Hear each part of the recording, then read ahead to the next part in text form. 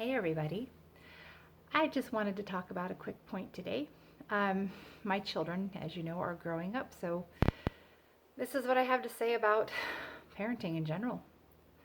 You do not own your children. No, you don't. That beautiful little bundle of joy that you brought home from the hospital is a gift. It's on loan. You don't own your child. So that means that when that belongs to God, that puts a massive responsibility on you. So let's talk about this. You are not raising your children. You are raising the parents to your grandchildren. You have the responsibility of raising the parents to a future generation. How do you want those kids to turn out?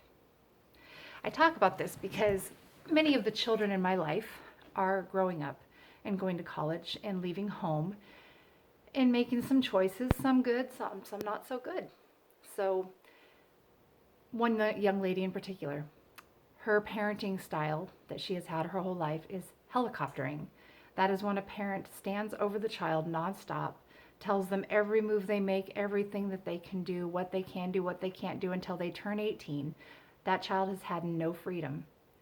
So this particular young lady is now in college after living a helicopter parented lifestyle.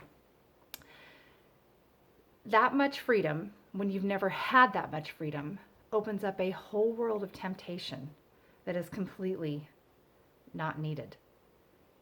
When you have children and you micromanage them like that, and you teach them to pretty much don't make a move without your say-so, it can do equally as much harm as if you are abusive to your child. Psychologically speaking, studies and tests have been done to prove that children who were helicoptered and children who were purely neglected, some of those kids turned out the exact same way.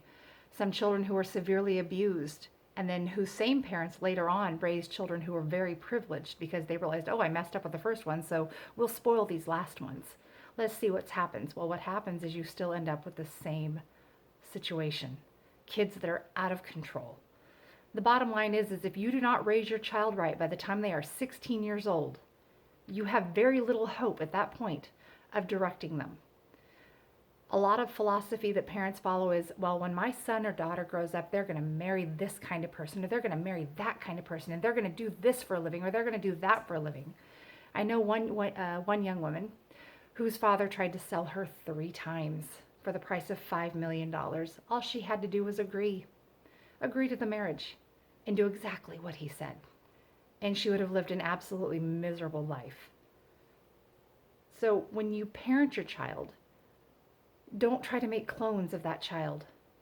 When you parent that child, you are supposed to be facilitating their future freedom so that you know that when they turn 18 years old and they have become a legal, responsible adult in the eyes of the law. And don't mistake me, just because a child turns 18 does not mean that they are legally, or I'm sorry, not legally, but not ethically responsible. I have met an awful lot of 18-year-olds who are the furthest thing from responsible and should not be unleashed on society.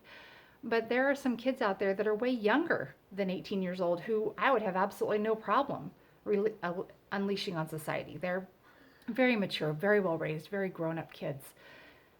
I've worked with youth for a really long time, so I've gotten to see all spectrums of this. I've seen kids in the juvenile detention center. I've seen kids that are in foster care, kids that are raised by different socioeconomic statuses. Some kids had, their parents were a little more well off than, say, the paycheck to paycheck mom who's singly raising her child. I've seen it all.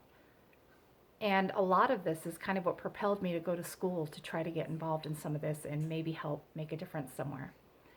But when you have a child that has grown up and you are so controlling of that kid that when they finally see freedom, they run back to you and say, oh my God, what do I do? How do I do this? What am I supposed to do? I don't know how to this. I don't know how to that because I've never done it by myself. When your child reaches 18 years old, that child is a legal adult, free to choose whatever it is they want to do. So your job is to make sure that their choices are good and that they are sound and that you have raised the most expert parents for their next generation. you're raising the parents to your grandkids. How do you want your grandkids to come out? It's a very tricky thing that you're dealing with. You're supposed to love them, mop up their tears, let them make those mistakes. Oh my goodness, for heaven's sakes, let kids make mistakes. You don't learn if you don't make mistakes. If you don't cut yourself once with a knife, you never know how to hold it right. If you don't freeze your fingers off or your toes off, you don't realize, gosh, I should have wore gloves and winter boots when I went sledding. These are things that you have to decide, and making choices in friendships is another thing.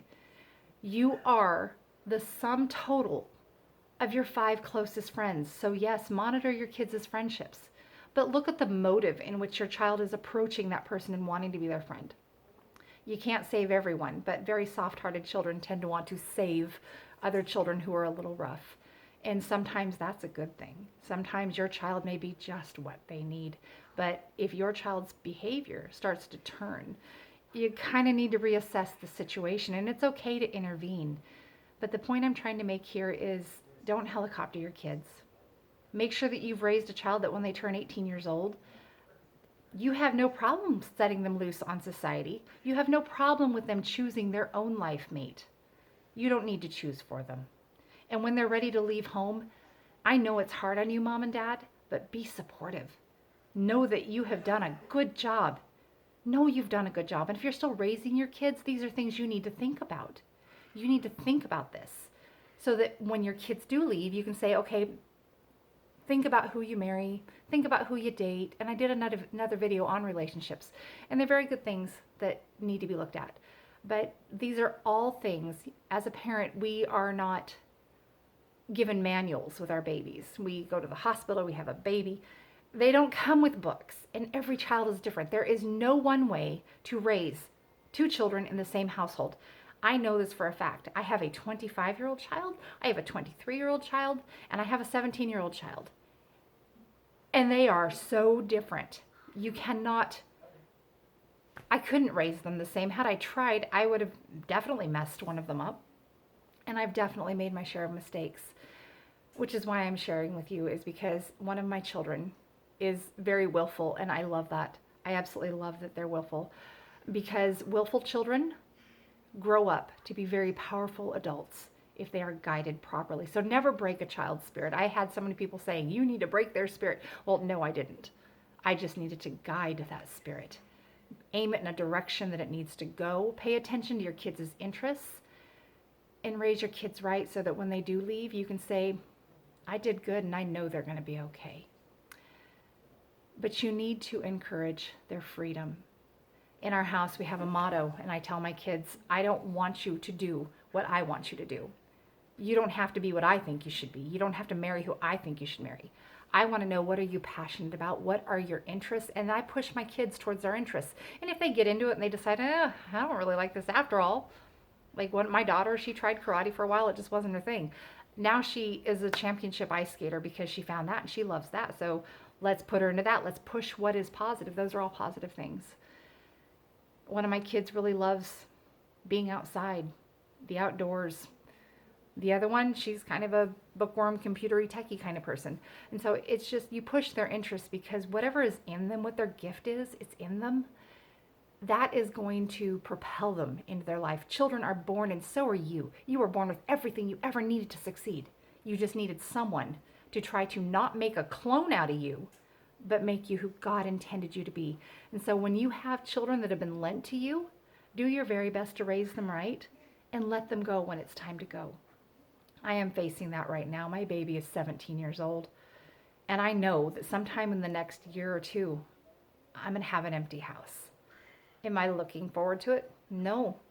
But do I fear that my kids know exactly what they're doing? They got it. They're nailed. We have a motto in our house: go, be, and do.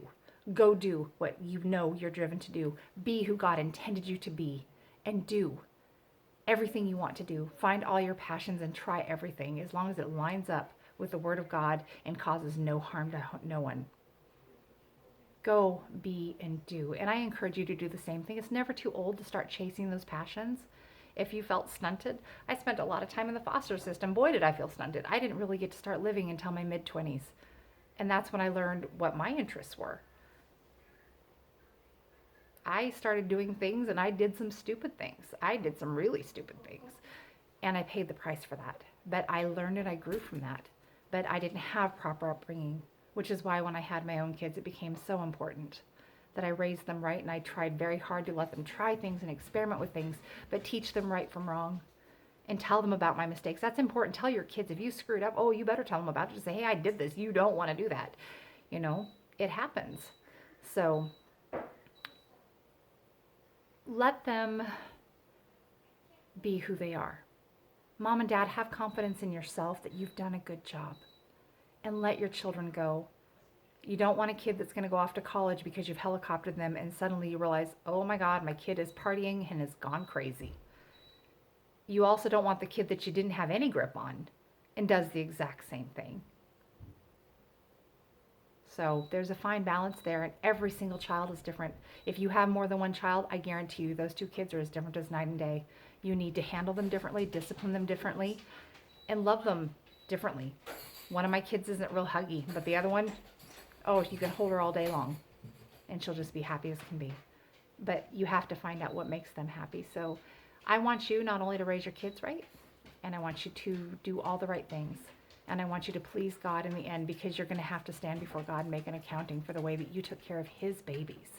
They're not your babies. You are not your mama's baby. You're God's baby. You are just there on loan.